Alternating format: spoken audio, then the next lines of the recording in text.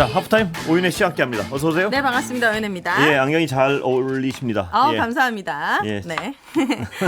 자, 피드백 타임 시작해 보도록 예. 하겠습니다. 해외 직구 관련해서 많은 분들이 메시지를 보내주셨는데 4543님께서 30대입니다. 월급 받아서 내 집 마련도 어렵고 결혼도 언감생심입니다.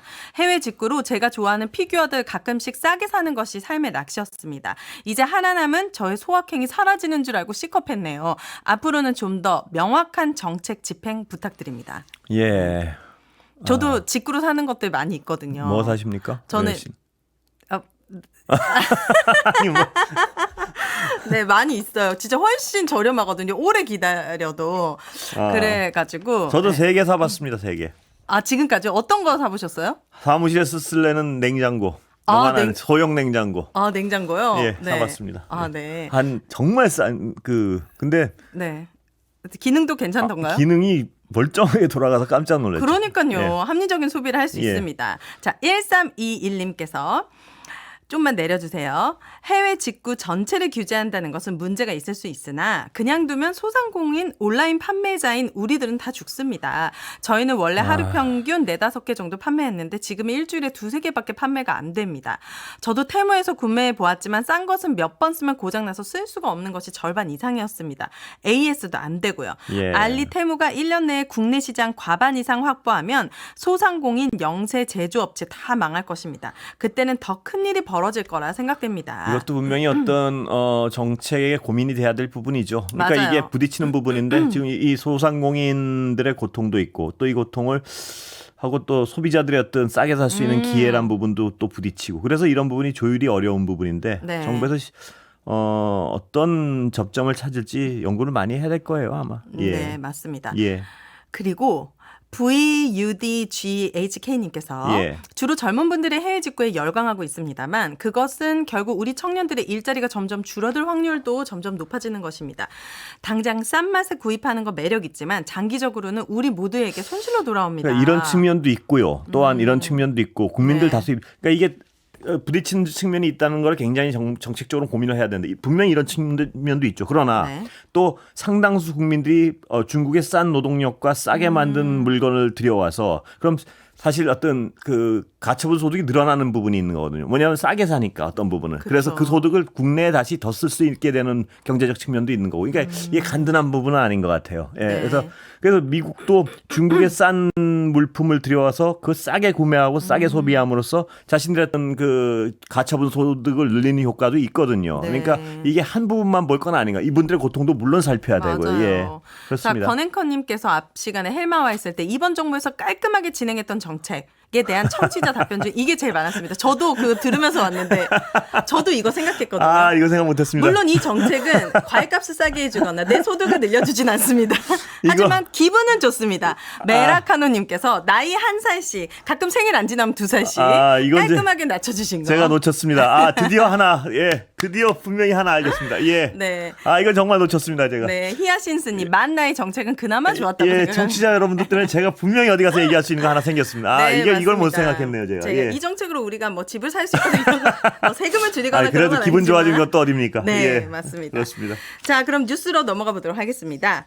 최근 윤석열 대통령이 R&D 연구개발 예비 타당성 조사 폐지 방침을 밝히면서 후폭풍 이어지고 있는데요. 지난 5월 17일에 재정전략회의에서 윤 대통령의 발언 실제로 들어보시죠. 들어보시죠. R&D를 키우기 위해 예타를 폐지하고 투자 규모도 대폭 확충하기 바랍니다.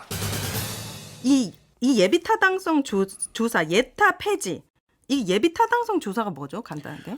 그러니까 말 그대로 그러니까 어떤 예산을 집행하기 전에 미리 네. 사업이 정상적이고 혹시 발전 가능성이 있거나 너무 허황된 게 아닌가 살펴보는 제도죠. 그러니까 이것을 하는 이유는 예산 낭비를 막고 보다 더 적정한 어떤 자격 있는 자격 있는 프로젝트를 수행하기 위해서 걸르기 위해서 한 거죠. 그러니까 어떤 말이 안 되는 어떤 프로젝트를 진행할 수도 있으니까 그러네요. 세금으로. 그럼 또 세금이 낭비되니까요. 예. 그런데 이 발언만 들으면 R&D 사업을 대통령이 이제 키우기 위해서 빠르게 가. 약간 이런 느낌이거든요. 물론이죠. 근데 이것도 네. 뭐냐면 R&D에서 예를 들어 정부가 정책적으로 어떤 논의를 통해서 이 사업은 예비 타당성 하지 말고 우리 정책적으로 갑시다 하면 얼마든지 갈 수 있는 거예요. 근데 네. 문제는 예비 타당성 사업을 뭐 필요 없다는 집도가 R&D에서 갑자기 없어요. 근데 이게 말이에요. 네. 불과 얼마 전에 카르텔 무슨 맞습니다. 카르텔로 이끌기 위해서 무슨 그 연구개발 예산 전체를 삭감해야 아주 된다. 아주 이상한 집단들이 눈먼 돈, 눈먼 네. 돈으로 생각하는 것처럼 대통령이 발표를 했잖아요. 맞습니다. 그리고 지금 몇 개월 있다 또 다시 이거 이거 예타 보니까 폐지하고 예타 폐지까지 한다는 투자 건 규모 이게 확충. 왜 이렇게 왔다 갔다 하고 국민들은 이게 뭐지 하는 생각이 들 수. 아까도 얘기했지만 나이 줄이신 거 하나는 잘했습니다. 근데 네. 그런데 보세요. 초등학생 나이 5세 했다가 만 막 5세 입학. 일대 학부모들의 혼란 당연하죠. 막 뭐 교육 당국의 혼란 막 일대 혼란 그러다 없던 일 됐잖아요. 아까 또 그 직구 문제. 네. 불과 3, 4일 만에 바로 바로 또 일대 혼란이 없던 일이 됐잖아요. 네. 그리고 또 69시간 노동제. 그것도 사람 안 그래도 많은 노동 시간에 상대적으로 선진 OECD 국가들 중에 많은 노동에 시달리는 네. 국민들이 말도 안 너무나 된다. 놀래고 반발하니까 또 없던 일이 됐잖아요. 그러니까 모든 정책들이. 한 살 빼놓고요. 네, 네. 거의 대부분이죠. 대부분이 이렇게 어떤 국민들이 굉장히 민감해하고 국민들의 삶과 중요한. 직결되는 부분들을 섣불리 던져놓고 이거 아닌가요? 뭐 이렇게 하는 일이 왜 이렇게 섣불리 하는지 모르겠어요. 맞습니다. 예. 방금 조금 전에 말씀하신 대로 작년 6월 18일에는 윤석열 대통령께서 국가재정전략회의에서 이런 발언을 했습니다. 일부 들어보실게요. 추진된 예산, 돈을 썼는데 아무런 효과도 나타나지 않은, 왜 썼는지 모르는 그런 예산, 이런 것들은 완전히 제로 베이스에서 재점검해야 됩니다. 여기서 카르텔이라는 얘기도 나왔었고요. 그런데 네. 효과 분석 없이 추진된 예산들을 썼는데 이렇게 맹 비난을 했는데 네. 지금은 또 모든 예타를 안 하겠다는 거 아니에요. 이게 네. 무슨 일관성이 있고 왜 불과 몇 달 사이에 얼마나 어떤 이 R&D 정책이 달라지는지 완전 네. 정반대로 왔다 갔다 널뛰기를 하고 있는 거 아니에요. 이러면 맞습니다. 현장에서 일하시는 분들은 얼마나 혼란스럽죠. 혼란스럽겠습니까? 대통령실 고위 관계자는 이 R&D 예타 폐지는 과학기술계 현장의 연구자들이 아주 오랜 시간 염원처럼 생각했던 사안이다. 이제는 남들이 가보지 않은 길을 가봐야 할 상황이라고 강조했는데 남들이 안 가는 데는 이유가 있지 않을까 싶은데. 아니. 네. 이 얘기도 있죠. 남들이 안 가는 데를 가려면 가끔은 예타, 그러니까 합리적인 예타 분석을 통해서 꼭 될 만한 것만을 해가지고 남들이 안 가는 곳을 못 갈 수도 있겠죠. 그런데 이런 사업은 논의해서 선정하면 돼요. 이건 우리가 한번 걸어보자. 우리 이 돈과 예산을 걸어서 한번 네. 그런 사업은 그렇게 하면 되는데 또 아까도 말씀드렸지만 불과 몇 달 전에 예산 아무런 효과도 나타나 왜 썼는지 모르는 그런 어떤 눈먼 돈들이 있다고 비난을 해놓고 네. 지금 그 비난에 때문에 R&D 예산 확 깎아놓고 지금 갑자기 또 맞아요. 예타도 다 안 하겠다 그러고 올해 R&D는 지난해보다 4조 6천억 원을 일괄 삭감했네요. 일관 삭감했어요. 그래가지고 난리가 났었죠. 그러다가 또 그 비난이 들끓으니까 갑자기 예타를 아예 안 하겠다고. 자, 보수 언론에서도 윤 대통령의 이런 기조를 비판했는데 동아일보의 오늘자 사설이 눈에 띕니다. 제목이 예산 깎더니 이번엔 예타 폐지, 샤워실의 바보 같은 R&D 정책인데요. 일부 내용을 소개를 해드리면 여기에서 정부의 널뛰기식 경기 대응을 경제학에선 샤워실의 바보라고 빗댄다. 수도꼭지를 온수 쪽으로 끝까지 돌렸다가 뜨거운 물이 쏟아지면 깜짝 놀라 찬물을 트는 과정을 반복하는 것이다. 정부의 R&D 정책이 딱 샤워실의 바보를 연상케 한다는 지적이 나온다. 동의합니다. 예.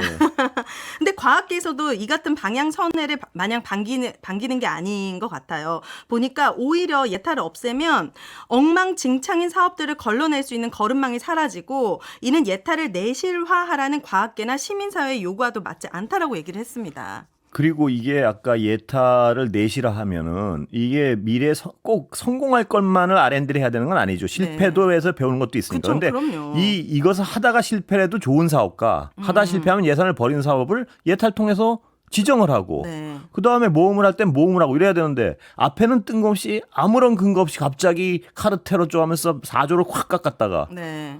과학기술계와 국민들이 막 분노했던 목소리를 내니까 네. 지금 와서 그러니까 이게 어떤 아까 샤워실의 바보 얘기가 네. 딱 그런 거죠. 뭐 찬물 틀었다 뜨거운 물 틀었다 찬물 틀었다 뜨거운 물 틀었다. 근데 이게 정부의 정책이 2년 내내 거의 이런 방향으로 가고 있는 것 같아요. 왜 이런 것들이 계속 반복해서 나타날까요? 그래서 한국 나이 한 살 깎은 건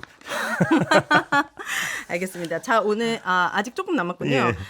어쨌든 대통령실이 계속 이렇게 해서 반복됨으로 인해서 국민들에게는 정책에 대한 신뢰도는 완벽하게 떨어진 것 같습니다. 그러니까 뭐 여러 정책을 했는데 왜 그런 것만 가지고 문제 삼냐고 비판을 하냐고 또 문제 삼는 분들 계실 텐데 네.